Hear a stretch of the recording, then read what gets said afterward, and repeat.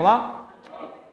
Apocalipse capítulo 5. Hoje eu vou fazer a leitura um pouquinho diferente. Eu vou ler todos os versículos do capítulo e depois a gente vai explanando trecho a trecho, tá bom? Peço a você que me acompanhe. Eu vou ler na NVT porque é uma linguagem mais fácil. Mas eu tenho a CF aqui também. Se alguém tiver alguma dúvida, só acusar aí que a gente para e esclarece ao longo da leitura. Vamos lá. Verso 1. E vi na destra do que estava assentado sobre o trono um livro escrito por dentro e por fora, selado com 7 selos. E vi um anjo forte, bradando com grande voz: quem é digno de abrir o livro e desatar os seus selos? E ninguém no céu, nem na terra, nem debaixo da terra, podia abrir o livro, nem olhar para ele. E eu chorava muito, porque ninguém fora achado digno de abrir o livro, nem de o ler, nem de olhar para ele. E disse-me um dos anciãos: não chores, eis aqui o leão da tribo de Judá, a raiz de Davi, que venceu para abrir o livro e desatar os seus 7 selos. E olhei, e eis que estava no meio do trono e dos 4 animais viventes, e entre os anciãos o cordeiro, como havendo sido morto, e tinha 7 pontas, ou 7 chifres, dependendo da sua tradução, e 7 olhos, que são os 7 Espíritos de Deus enviados a toda a terra.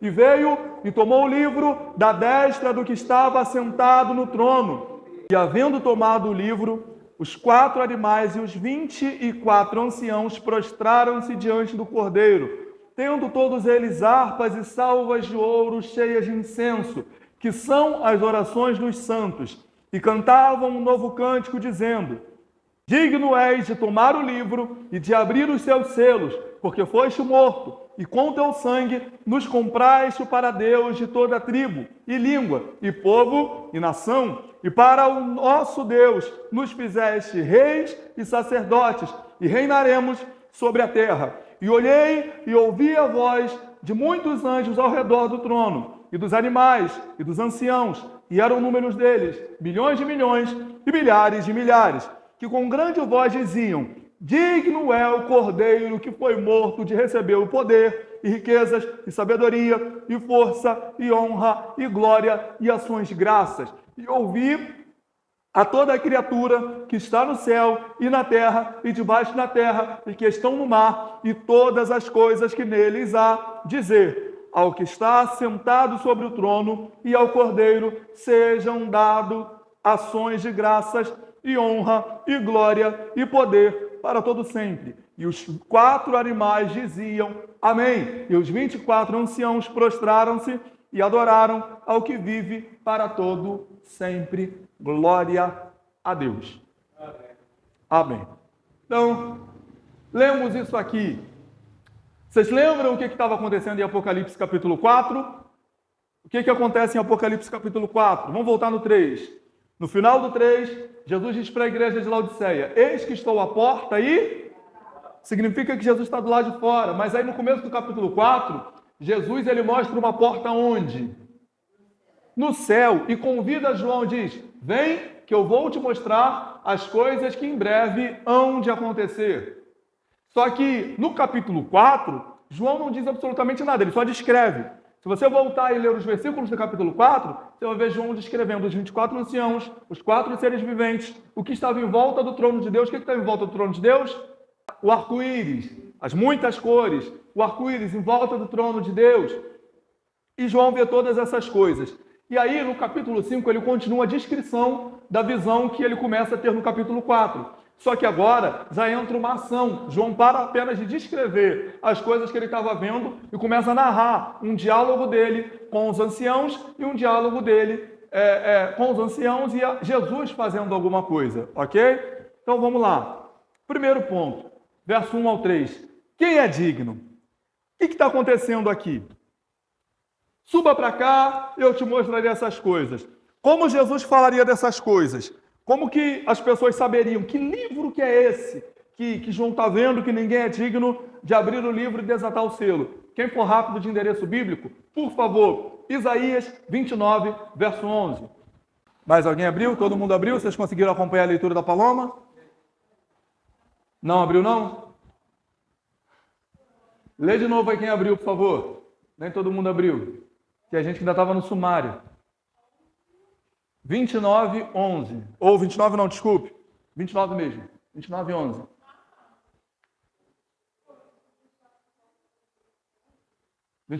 Quem está com a Bíblia aberta aí pode ler, por favor.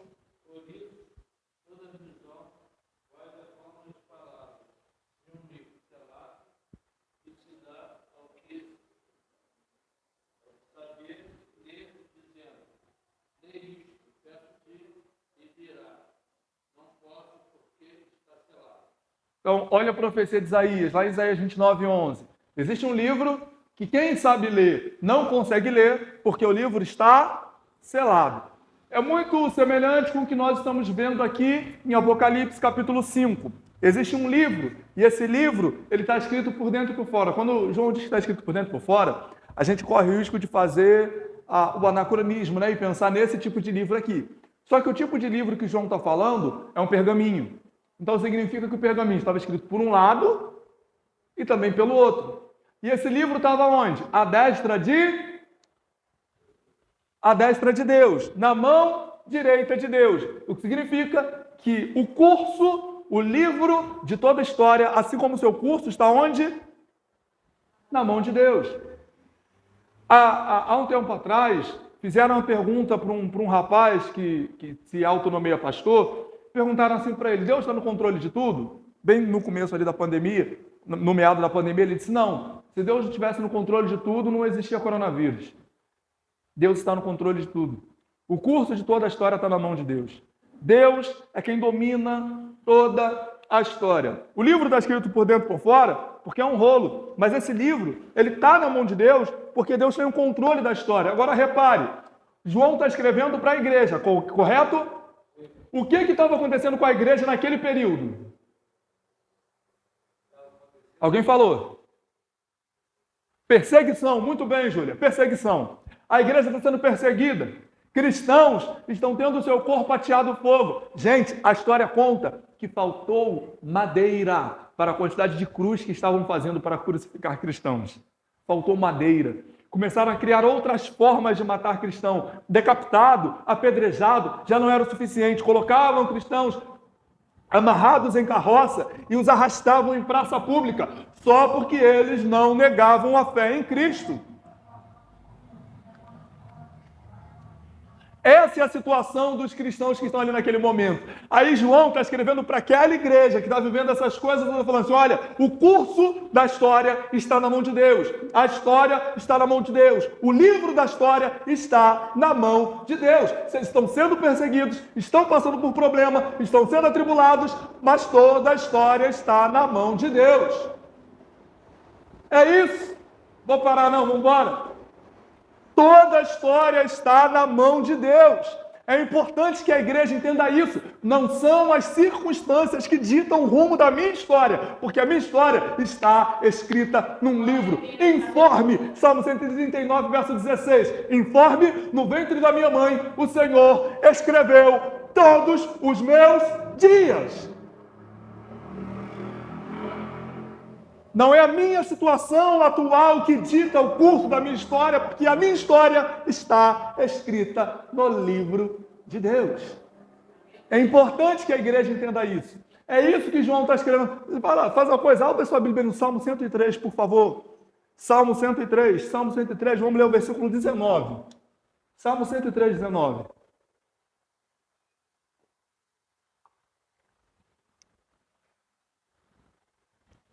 Salmo 103, versículo 19. Quem achar, pode ler.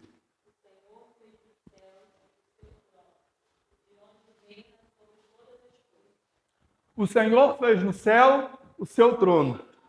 E como rei, de lá, ele domina sobre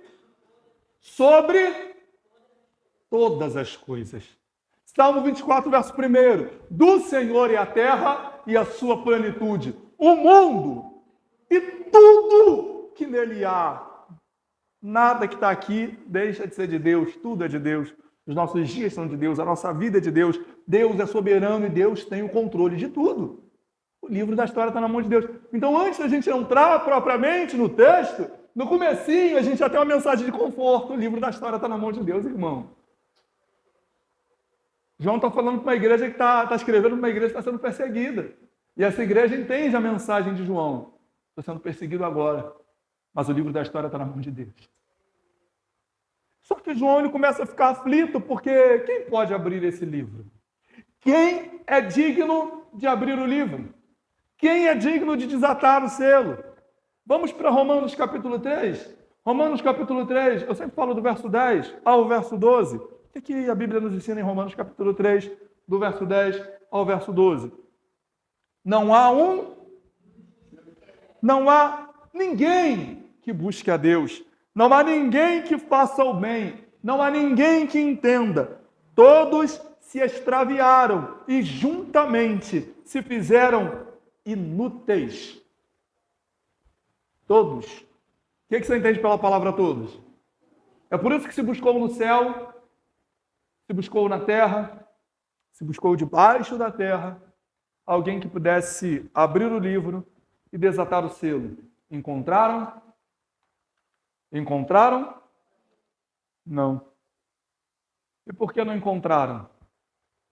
Porque ele já não estava mais na terra, ele já não estava debaixo da terra, ele estava à destra de Deus, justamente onde estava o livro. Justamente onde estava o livro, ali estava aquele que é digno. Só que o que acontece? João, ele vê que ninguém é digno, e se buscou, mas não se encontrou ninguém digno, ele começa a chorar. Ele começa a chorar. E ele diz, olha, eu chorei muito, porque não foi achado quem era digno de abrir o livro e desatar os seus selos. Até que, quem conforta João? Nós vemos aí, versículo 4 e 5, volta lá. Quem conforta João? O ancião. O que o ancião diz para João? Keep calm.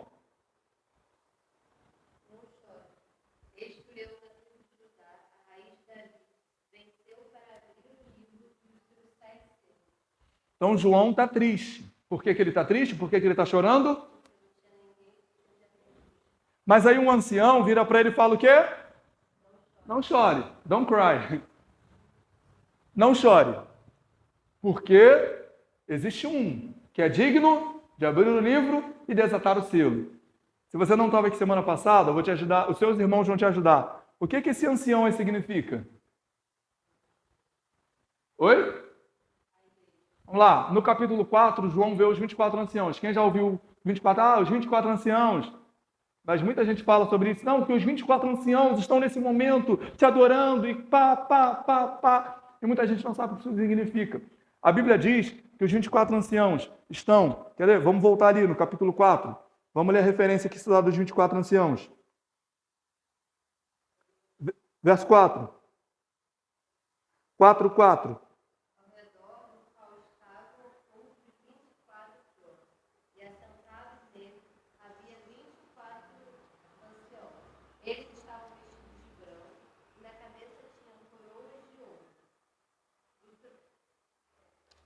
Então, sentado no trono, vestido de branco e com coroa de ouro na cabeça, ok? Essa é a referência dos anciãos, ok?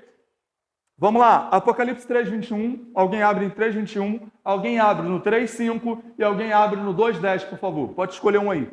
3:21, 3:5 e 2:10. 3:21, 3:5 e 2:10. 2:10, Paula. 3:21, Paloma. 3:5, quem? Josemar. Então, começa pela Paloma, por favor. Não é porque eu prefiro a Paloma não, tá, gente? Só porque eu falei primeiro. Ao vencedor, darei o direito de sentar-se comigo em meu trono, assim como eu também venci e sentei com meu Pai em seu trono. Essa palavra é para quem? Para a igreja. Para a igreja. Perfeito? Então, trono, ancião sentado no trono, e essa promessa de sentar no trono para a... Ok. Agora o próximo é Apocalipse 3:5.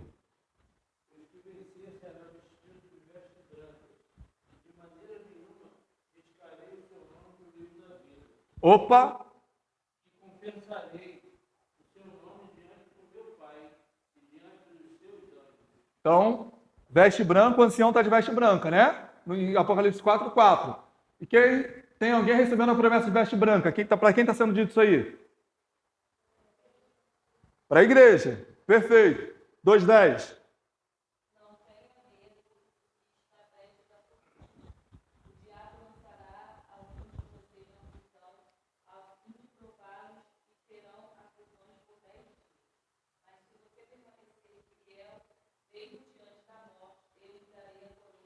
Opa, coroa. Coroa lá para a história dos anciãos. E aí que essa palavra está sendo dita para quem? Para a igreja. Então o ancião, ele está sentado no trono, tem veste branca e usa coroa. E a igreja tem a promessa de receber veste branca, sentar no trono e usar coroa. Então esses 24 anciãos simbolizam o quê? A igreja. Viu como não é tão bicho de 7 cabeças assim? O pessoal fala a vida toda sobre os 24 anciãos e é um negócio simples. Então, os 24 anciãos representam a igreja. Agora, por que eu dei essa volta? Vamos voltar lá para o versículo 4 do capítulo 5. Quando João começa a chorar, porque ele não acha ninguém digno de abrir o livro e desatar o selo, quem que fala para João? O ancião. E o ancião representa o quê? Então, quem que está trazendo a mensagem de conforto? Quem que está trazendo a mensagem verdadeira? Quem que está consolando o coração do aflito? Quem que está trazendo a palavra de ânimo? Então, você acha que isso hoje é função de quem? Aí eu te pergunto, igreja do Senhor, você tem animado o coração das pessoas? Mas não é animado com, olha, receba essa vitória. Ele podia falar para João, ele podia falar, João, para de chorar que a vitória vai chegar, varão, e a vitória vai ter sabor de mel. Para de chorar aqui, ó, Deus vai trabalhar aqui, ó, vai ter um movimento, Gabriel vai sair rodando para um lado, Miguel vai sair pulando para o outro. Não! Ele consola João apresentando aquele que é digno de abrir o livro e desatar o selo. Essa é a mensagem de conforto para o coração de quem está triste. Essa é a mensagem de conforto para o coração do aflito. Apresente Jesus, porque Ele é digno de abrir o livro e desatar o selo. Essa é a mensagem de conforto. Então a igreja está consolando o coração de alguém. A igreja está mostrando Jesus para quem não conseguia ver. Papel da igreja. Aqui, ó, você é digno de abrir o livro e desatar o selo. A igreja que está acalentando, a igreja que está falando de Jesus. E tem mais, eu amo esse versículo. Ele fala aqui, continua lendo a leitura, por favor. 4 e 5, vai. Isso.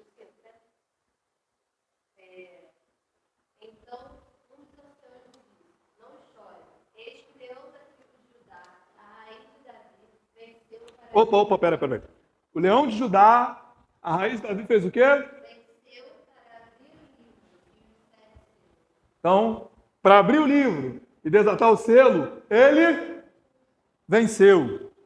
Agora, João 16, 33, diz o seguinte. Eu pensei que alguém fosse falar, vou começar. Tenho-vos dito...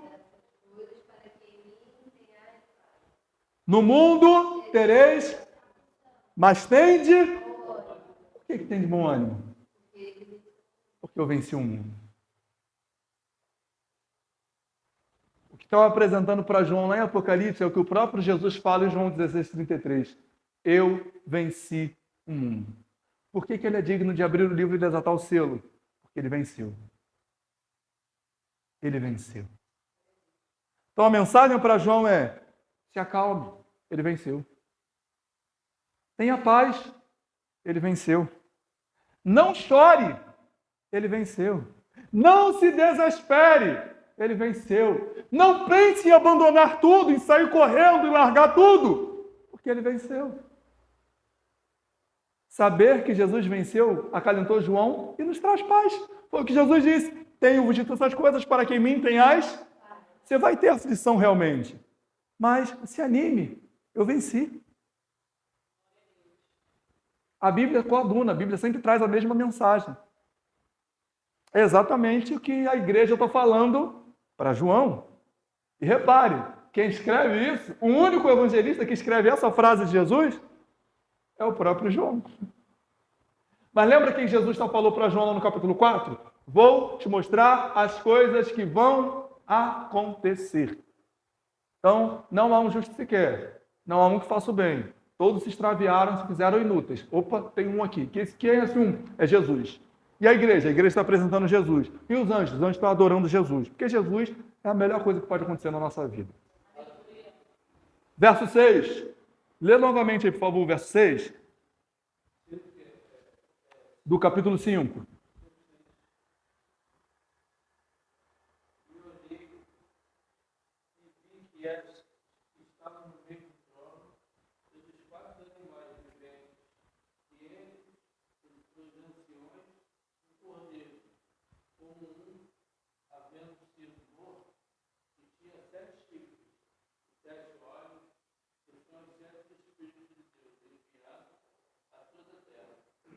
Então, vamos lá. João está vendo um que era semelhante ao... E o próprio João escreveu as palavras do outro João, João Batista. Quando Cristo foi batizar, João estava ali com o pessoal, aí ele vê Jesus, a Bíblia diz, João 1,29. No dia seguinte, João viu a Jesus. Aí ele vira para o povo, virou para ele, na verdade, e disse: eis aqui, o Cordeiro de Deus, que tira o pecado do mundo. Que referência é essa de cordeiro e pecado? Que referência é essa? Por que João chama Jesus de cordeiro e fala sobre pecado? Qual que era a base para João construir essa ideia? Exatamente, o Antigo Testamento. Como que as pessoas faziam, como era o procedimento de perdão de pecados? Pegar um cordeiro, sacrificar, só que isso foi eficiente, mas nunca foi eficaz. O sacrifício eficaz foi o de Cristo, que foi de uma única vez suficiente para remir toda uma humanidade. Então, ele é o cordeiro eficaz. Esse é o cordeiro de Deus, mas a gente tem que prestar atenção, eu sempre falo isso, prestar atenção na sentença. A gente fala sentença e pensa em condenação, né? Sentença é a frase, a oração. Preste atenção no que está sendo dito. Porque o que João diz não é esse é o Cordeiro de Deus que perdoa pecado, embora ele perdoe pecado.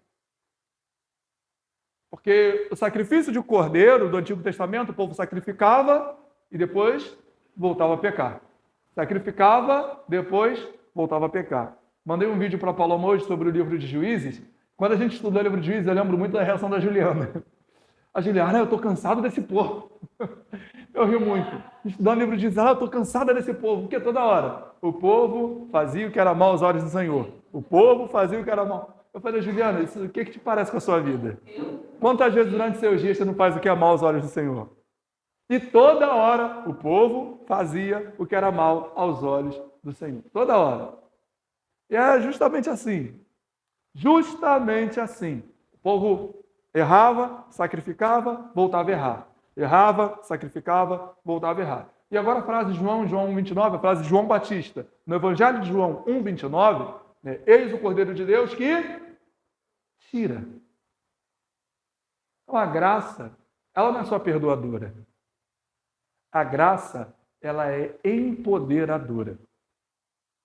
Em João 8, quando Jesus encontra uma mulher adúltera, e ele tem aquela frase muito legal que a gente gosta muito, que ele vira para todos aqueles homens que levaram uma pedra, estava com a pedra na mão e disseram, olha, atire a primeira pedra, aquele que não cometeu. Aí a Bíblia diz que do mais velho ao mais moço. É engraçado falar que do mais velho ao mais moço, porque é possível a gente pensar que quanto mais velho, mais pecado a pessoa já cometeu, porque teve mais tempo. Era uma questão lógica.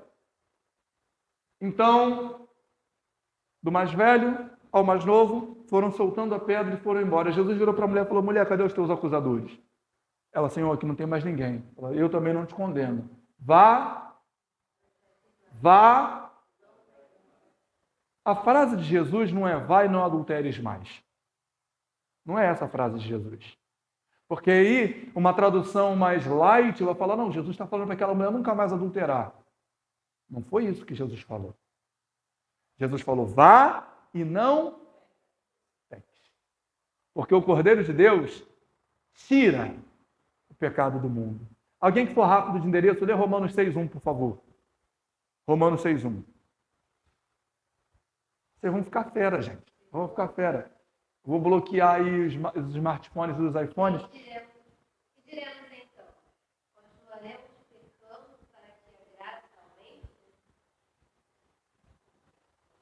Pode continuar. De maneira nenhuma. Nós, os que morremos para o pecado, como podemos continuar vivendo nele?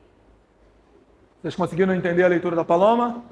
Lê novamente, por favor. Nem todo mundo está prestando atenção. Presta atenção aí na leitura da Paloma. Que diremos então? Continuaremos pecando para que a graça aumente? De maneira nenhuma. Nós, os que morremos para o pecado, como podemos continuar vivendo nele? Permaneceremos no pecado para que a graça aumente? Qual foi a resposta de Paulo? Um erro. Sabe, eu imagino Paulo enchendo o pulmão dele, embora seja escrita, enchendo o pulmão dele dizendo, de maneira nenhuma, jamais, não vamos fazer isso. Então, a gente prega a graça, mas não é a graça é de graça, mas nunca foi barata. Até porque um preço foi pago. E agora você vive de acordo com esse preço que foi pago. Se o sangue de Jesus desceu sobre você, se ele te alcançou... Gente, sabe qual é a diferença de um crente enfraquecido para um descrente convencido? Sabe qual é a diferença? Porque tem muito descrente que está na igreja e ele está convencido. Não está convertido. E tem muito crente que é crente de verdade, mas está enfraquecido. Mas sabe quando se nota a diferença de um e de outro? Quando o mundo te convida. Quando o mundo te convida. O descrente convencido, ele sai correndo. E tem coisas do lado de fora que podem nos atrair, que podem nos chamar a atenção. Mas o crente, mesmo enfraquecido, não vai. Por isso que João também fala na sua epístola, ele fala assim, ó, em uma de suas epístolas, ele fala assim, olha, estava conosco, mas não era um dos nossos. Se fosse um dos nossos, não tinha saído no meio de nós. Então você que é crente, lembre-se que o Cordeiro de Deus tira o pecado do mundo. Ele é o Cordeiro eficaz. Ele nos purifica. E o maior exemplo, gente, é a sua própria vida. Pense, antigamente você fazia um monte de coisa que você não faz mais hoje. Irmão, pensa numa pessoa grosseira, sem paciência. Era eu. Grosseira, tudo era um fora. Tudo era um fora. Sabe? Não tinha paciência para ninguém, para nada. Olha o que eu estou fazendo hoje. Pastoreando. E aí o que eu mais trabalho aqui é minha paciência. E eu não sou mais aquela pessoa que eu era. Eu era muito impaciente. Muito. Eu não sou mais aquela pessoa que eu era. Por isso que eu digo para vocês que negar Jesus seria negar minha própria vida, porque eu sei quem eu era e quem ele tem me transformado e quem eu tenho passado a ser. Você é seu maior testemunho. Quando Saul diz para Davi, ele suspeita que Davi não tinha capacidade de matar Golias, Davi não fala de Jessé, Davi não fala de Samuel, Davi fala de sua própria vida. Não, eu já venci outras batalhas. O Senhor me deu vitória sobre o leão, o Senhor me deu vitória sobre o urso, o Senhor vai me dar vitória também contra esse Golias aí. Você é o seu maior testemunho. Pense em quem você era e olhe para quem Deus tem te transformado. Você é o seu maior testemunho. O Cordeiro venceu. O Cordeiro teve o sacrifício eficaz e nos resgatou do lamaçal do pecado. Agora, tem negócio aí, né? 7 chifres. Aqui é que o pessoal pensa? A cabeça de Jesus cheia de chifres. Chifre, gente, na Bíblia, ele, até no grego, no hebraico, na verdade, ele significa poder. O número 7 significa o quê? Perfeição ou plenitude. Algo que é completo. Até porque a palavra perfeito e completo na Bíblia é a mesma coisa. Então, se chifre significa poder e 7 significa completo, o que João está dizendo para a gente que Jesus tem? Todo o poder. Todo o poder. Mas por que ele tem todo o poder? O que mais que ele tinha? 7 olhos, que eram os 7 Espíritos de Deus. Deus tem 7 Espíritos, gente? Não. Lembra do 7? O 7 é a plenitude. Então, ele tinha a plenitude do Espírito de... Então, Jesus tem todo o poder porque ele tem a plenitude do Espírito. Irmão, tudo é força, só o Espírito é poder. Tudo é força. Lembra de Sansão? Procura na história de Sansão, Sansão fazendo força. Sabe qual foi a única vez que Sansão fez força? Quando o Espírito tinha saído dele. Sansão é amarrado, ele faz força contra os pilares e ele não tem capacidade de fazer nada. Você não vai ver na história de Sansão nenhum momento além desse ele fazendo força, porque era só o poder do Espírito Santo que agia nele. Matou 1000 homens com a queixada de jumento, matou leão, fez um monte de coisa. E a Bíblia nunca vai dizer que Sansão fez força. A única vez que ele fez força foi quando ele tentou derrubar o pilar sem o Espírito Santo. Porque sem o Espírito Santo a gente faz força. Com o Espírito Santo nós temos poder. Jesus tem todo o poder, porque ele tem todo o Espírito. Ele tem a plenitude do Espírito, por isso ele tem a plenitude do poder. Você entendeu o que são os 7 chifres? Não vai imaginar mais a cabeça de Jesus com 7 chifres. Entendeu o que são os 7 Espíritos? Não vai ficar imaginando o que são os 7 Espíritos. Já falei para vocês que eu ouvi a pregação dos 7 Espíritos, né? Um é o Espírito Consolador, um é o Espírito que dá alegria, um é o Espírito Companheiro. Eles disseram na pregação quais são os 7 Espíritos de Deus. Enfim, é cômico, mas é triste também. Tem 2 interpretações mais convencionais. Acredito que uma das mais famosas, as pessoas pregam que essas 7 igrejas representam 7 tempos. E Laodiceia é a última igreja porque é o tempo do fim. Então, a primeira igreja de Éfeso representa a igreja no começo. Aí vai transicionando cada estado da igreja até o fim. Eu tenho dificuldade de concordar. Essa é uma das interpretações mais famosas. Tem a segunda mais famosa, que diz que representa vários tipos da mesma igreja. Então, em um momento a igreja está sendo Éfeso, no outro momento a igreja está sendo Esmirna, no outro momento a igreja está sendo Laodiceia. Eu também tenho um pouco de dificuldade de acreditar nisso. Existe uma tradução, uma interpretação dentro do meio reformado, que prega que essas 7 igrejas representam um estado que cada igreja pode estar. Sabe? Cada igreja pode estar de uma forma. Gente, no Brasil, falar só aqui no Rio de Janeiro, quantas igrejas vocês acham que existem no Rio de Janeiro? Cidade do Rio de Janeiro. Chuta aí. Não, na cidade do Rio de Janeiro. Cidade. Quantas igrejas você acha que tem na cidade do Rio de Janeiro? Quantas igrejas? Portas abertas como essa aqui. Portas abertas como essa aqui. Não é denominação, não. Igreja. 30 mil, Paloma? Porta aberta. Oi? Aí tu vai descendo uma onda, até chegar, né? 15 mil igrejas. Eu não ouvi. Desculpa. 15 mil igrejas. 15 mil igrejas. Você acredita que todas essas igrejas são Éfeso agora? Todas essas igrejas são Laodiceia agora?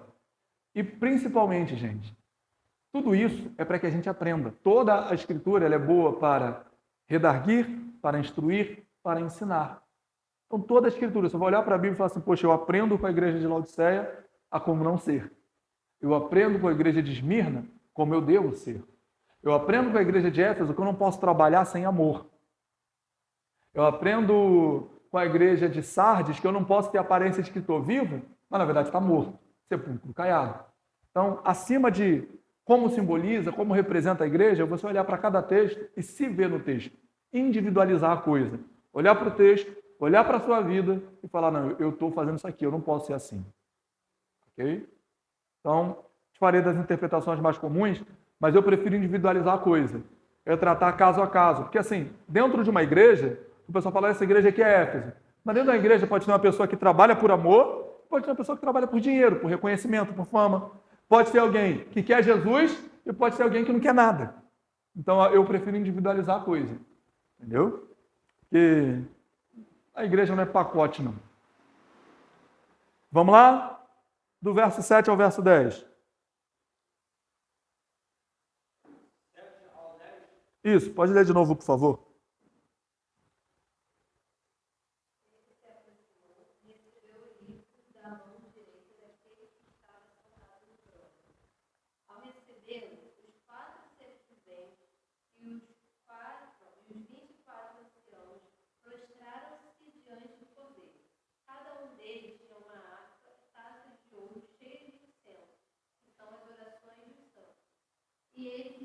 E eles cantavam um cântico novo.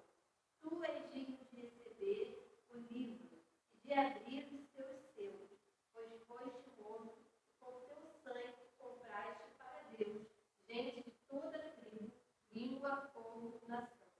Tu os conquistaste reino, tu os constituíste reino, sacerdote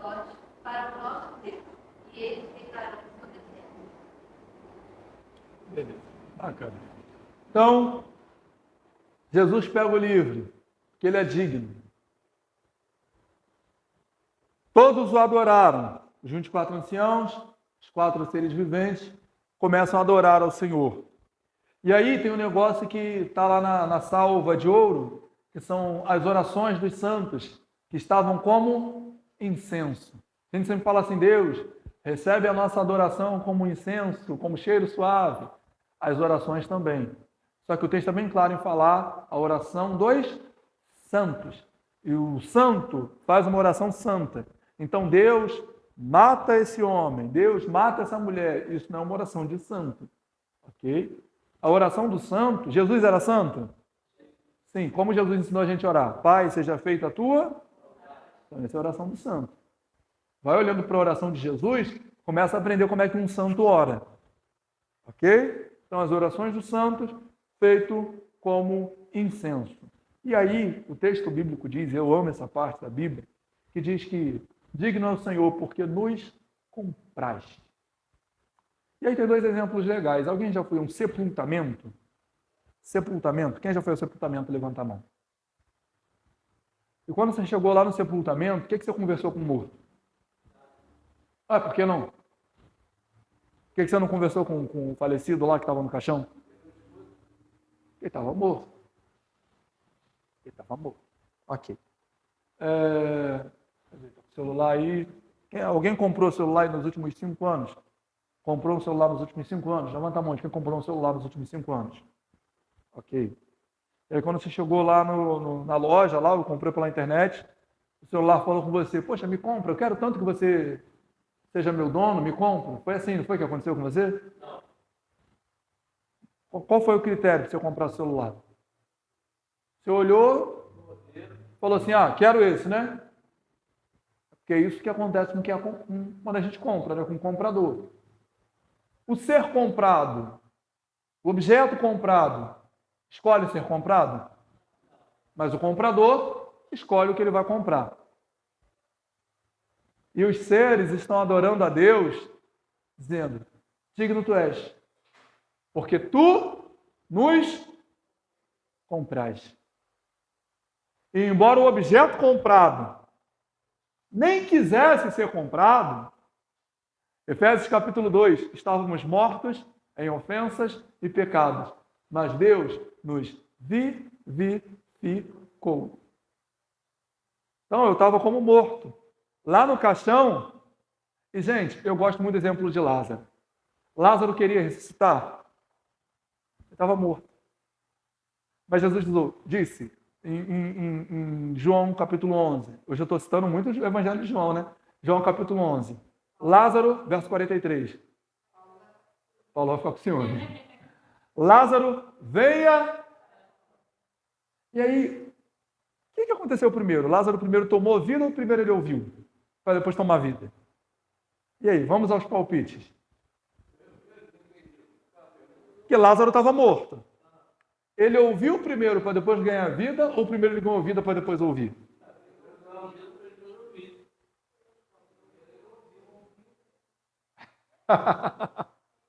Tá, vou facilitar para vocês então.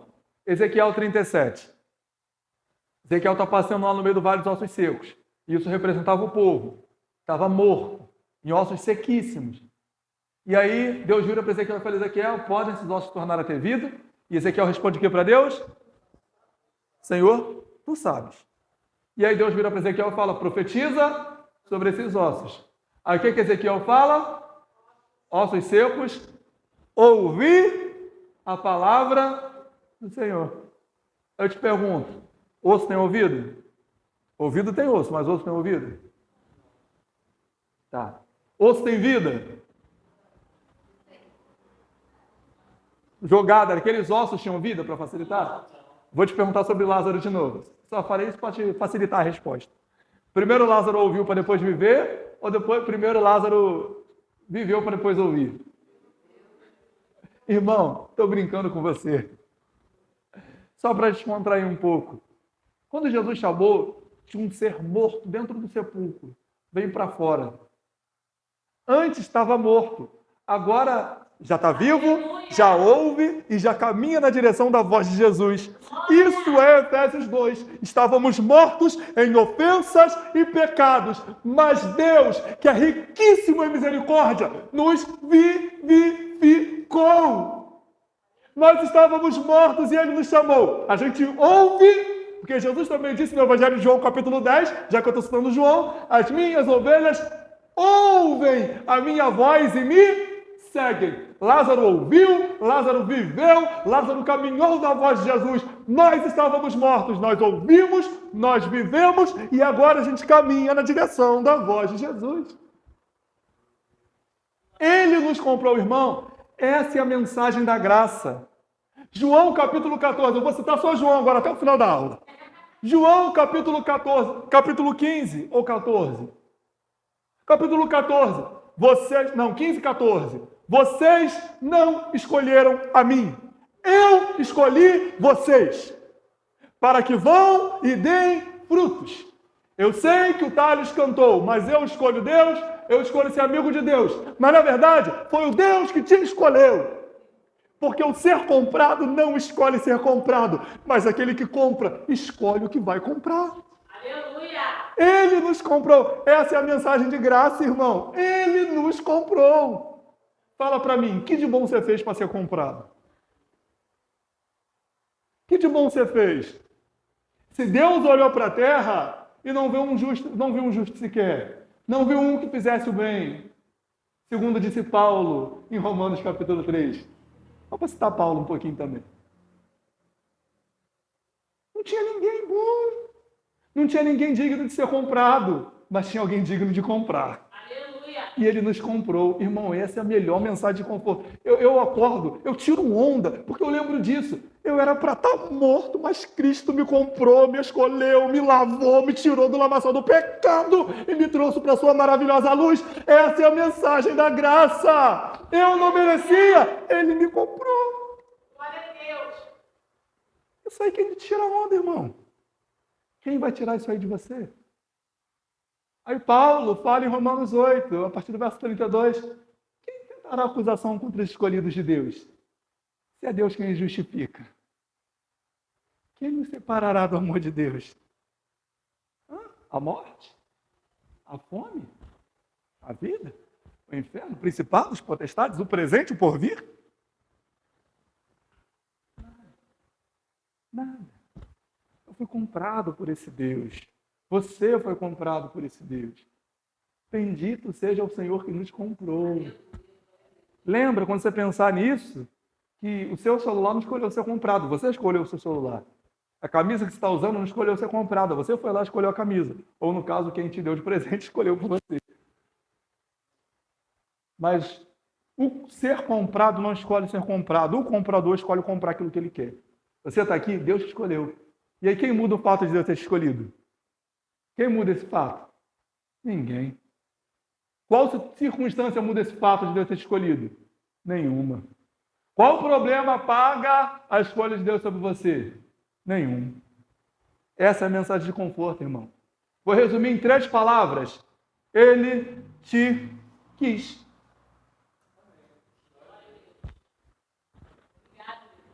O pessoal está sofrendo, porque o moreno não me quer, a morena não me quer. Pouco me importa, Deus te quis.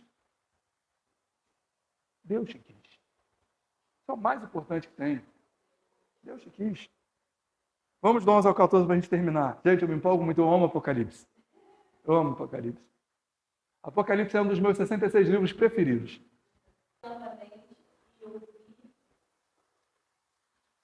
As vozes de milhares de milhões de homens ao redor do trono, e também de seres vivos e dos anciões. Contados com forte voz, digno ao cordeiro que foi sacrificado, de receber o poder e riqueza, sabedoria e força, honra, glória e louvor. Depois ouvi todas as criaturas no céu, na terra, debaixo da terra e no mar, cantarem. Louvor e honra, glória e poder pertencem àquele que está sentado no trono e ao Cordeiro para todo o sempre. E os 4 seres vivos disseram: Amém. E os 24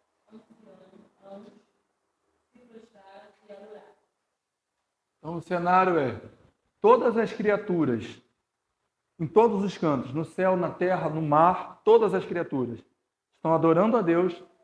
Enquanto eles adoram a Deus, os anjos dizem amém. E a igreja faz o quê? Se prostra. É isso que está acontecendo. O pessoal quer um vislumbre de como vai ser no céu? Irmão, eu falei aqui na semana passada. Os 24 anciãos, nós falamos deles aqui hoje. Eles têm coroa, têm trono e preferem o chão. Porque eles se prostram diante de Deus. Irmão, ofereça coroa e trono para qualquer pessoa que você conhece aqui na terra para ver se ela não vai aceitar. Imagine agora a possibilidade de você reinar sobre qualquer povoado. Você vai ser um rei. Acredito eu que grande parte das pessoas que eu conheço aceitaria. E até brigaria para ser rei. Agora nós estamos vendo os reis e sacerdotes, aqueles que receberam coroa e trono, deixando a coroa nos pés do Senhor, largando o seu trono e se prostrando. Porque o que há de mais valioso perde todo o seu valor diante de Deus. Esse é o Deus que a gente serve, que faz coroa perder valor, que faz trono perder significado. Importante mesmo são os pés dele. Esse é o vislumbre, esse é o cenário que nós vamos encontrar no céu.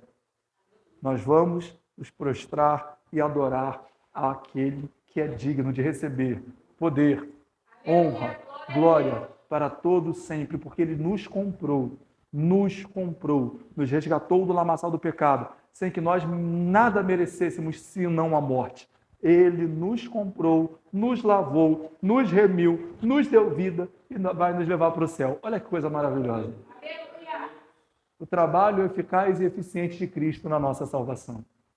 Vocês entenderam o capítulo 5? Ficou alguma dúvida? Alguém quer acrescentar alguma coisa? Ainda tem alguém aqui com medo de Apocalipse? Não. A gente ainda vai entrar na besta que sobe do mar, na besta que sobe da terra. Tá? A besta que sobe da terra não é aquela pessoa que você quer ofender. Tá? Então a gente vai esclarecendo essas coisas aí para que a gente desmistifique o livro de Apocalipse. Amém?